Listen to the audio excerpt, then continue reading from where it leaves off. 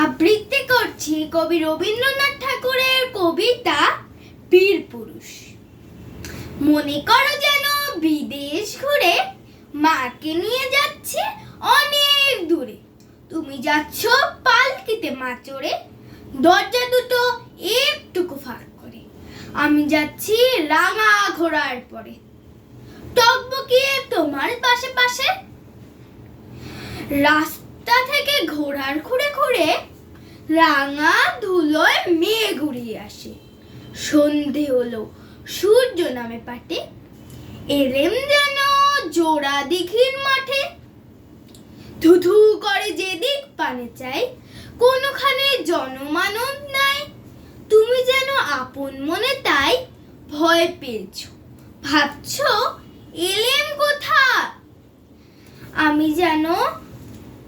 আমি যেন বলছি তোমায় ডেকে, ভয় করো না মাগো, ওই দেখা যায় মরা নদীর স্রোতা।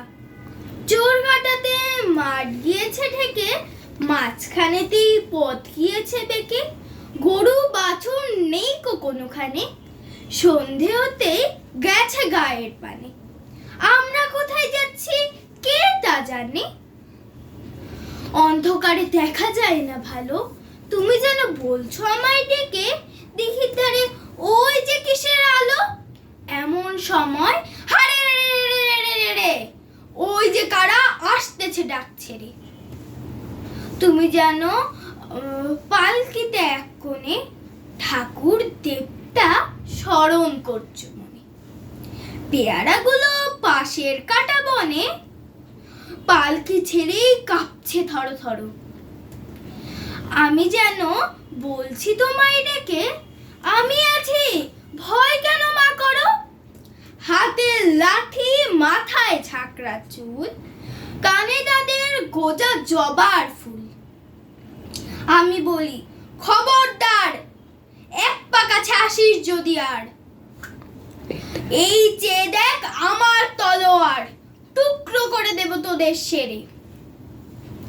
শুনে তারা লম্ফ দিয়ে উঠে, চেঁচিয়ে উঠল হারে রে।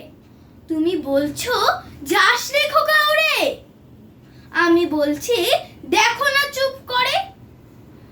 ঢাল তলোয়ার ঝনঝনিয়ে বাজে, কি ভয়ানক লড়াই হলো মাঝে।